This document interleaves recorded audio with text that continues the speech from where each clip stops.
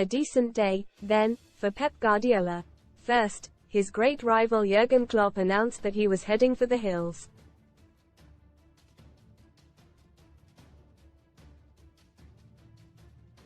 And then Manchester City scored at the Tottenham Hotspur Stadium for the first time ever as they continued the defence of the treble by reaching the FA Cup fifth round.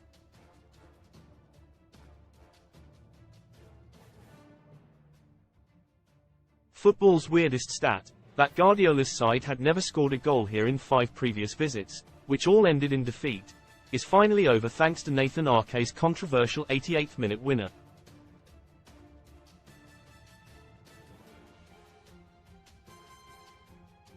Tottenham were furious, claiming a foul by Ruben Dias on keeper Guglielmo Vicario, before Ake stabbed home.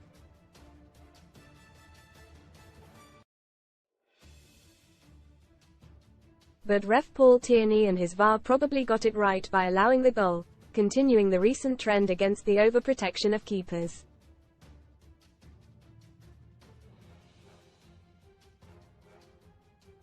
Read more on FOOTBALLPOWER up. Get £40 in free football bet builder bets when you stake £10 with Paddy Powertech. Troubles. Spurs FA Cup clash against Man City halted as fans fume about technology. The entertainment value of a match between two of the Premier League's 5 teams was risible until City staged a late rally and peppered the Spurs goal for the final 20 minutes.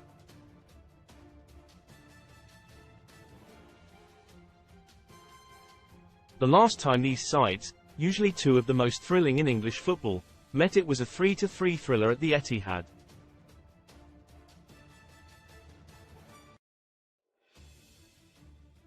But with Erling Haaland and Son Heung-min missing, with Kevin De Bruyne and James Maddison on the bench until the final quarter, this was largely a night to forget.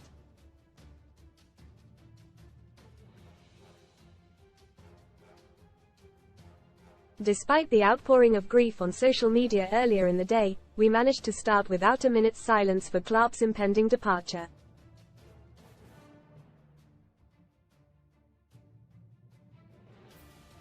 Most read in football. Tech troubles. Spurs FA Cup clash against Man City halted as fans fume about technology. Warm down. Chelsea suffer injury blow before Aston Villa. FA Cup clash with defender replaced. NEXT Cop boss. 5 managers who could replace Klopp as shocked Liverpool departure announced. Barking mad. Klopp lined up for immediate return to management with Barcelona casino special.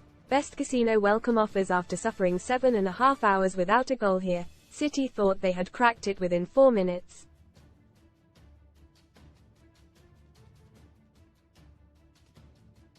Kyle Walker was released down the right and fed Phil Foden, whose shot was half saved by Vicario before Oscar Bob stabbed the loose ball over the line.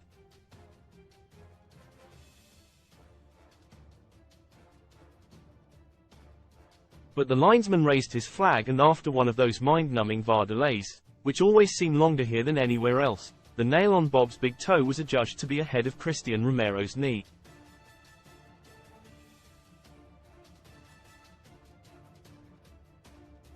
Soon there was an even longer delay when a linesman's microphone malfunctioned and 62,000 people sat around in the cold waiting for a woman to stick wires down his vest.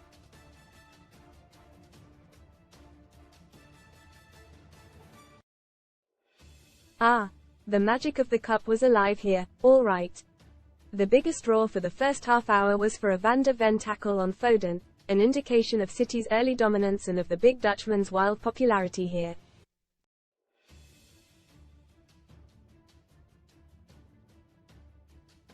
City were having one of those nights where they pinged it around pleasantly, playing lift music football, without showing any manic intent to score.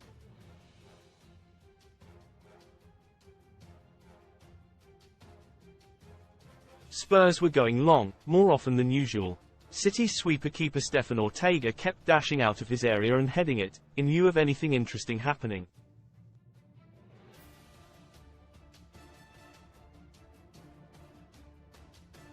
City had 3 shots in a row blocked. Romero, Rodrigo Bentancur and Pedro Porro all in bodyguard mode, taking bullets for Big Ange.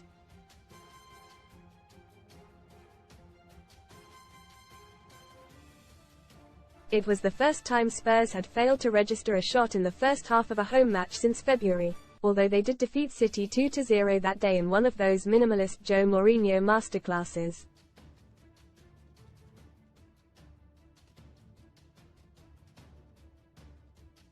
It felt as if we were waiting around for De Bruyne and Maddison to be sent on. Failing that, Glenn Hoddle and Ossie Ardiles were lurking in the tunnel for a half-time chat.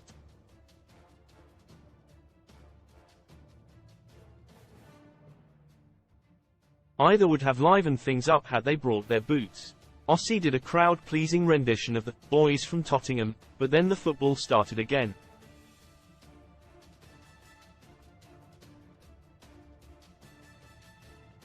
Alvarez squandered a glorious chance when Van de Ven allowed a bob cross to reach the Argentine, who shot wide at the back stick.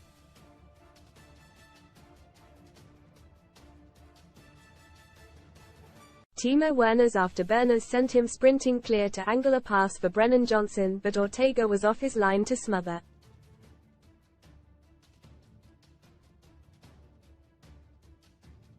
On 65 minutes, Pep relented and sent on De Bruyne along with his dribbler-in-chief Jeremy Doku, who promptly fell over spectacularly.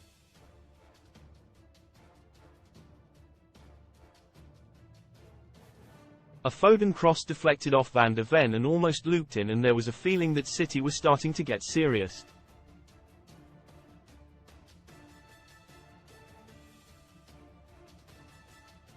Then came Maddison, for the first time in almost 3 months after an ankle ligament injury.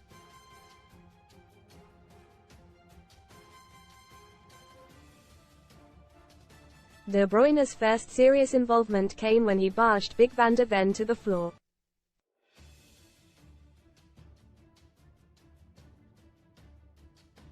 The Belgian may be a subtle artiste of a ball player, but he is also a big unit. Guardiola was yellow-carded for sarcastically clapping at the referee, even though everyone else in the ground was tempted to sarcastically clap both sets of players.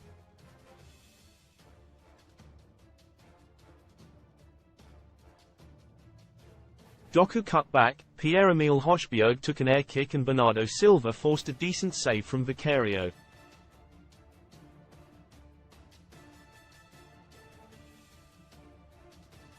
Within a minute Hojbjerg was at it again, ceding possession to Foden, who fed De Bruyne for the chance of the match, yet the Belgian inexplicably fired wide, and it really did begin to feel as though City were the victim of some weird curse here.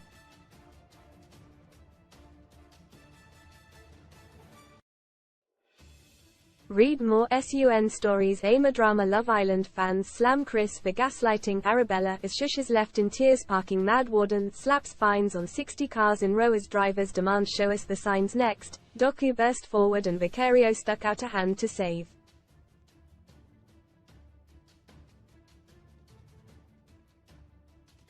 Finally, 3 minutes from time, the breakthrough arrived when De Bruyne's corner found Ruben Dias and Vicario having argy-bargy near the goal line. Dias stood his ground, got his head to the ball and RK stabbed home.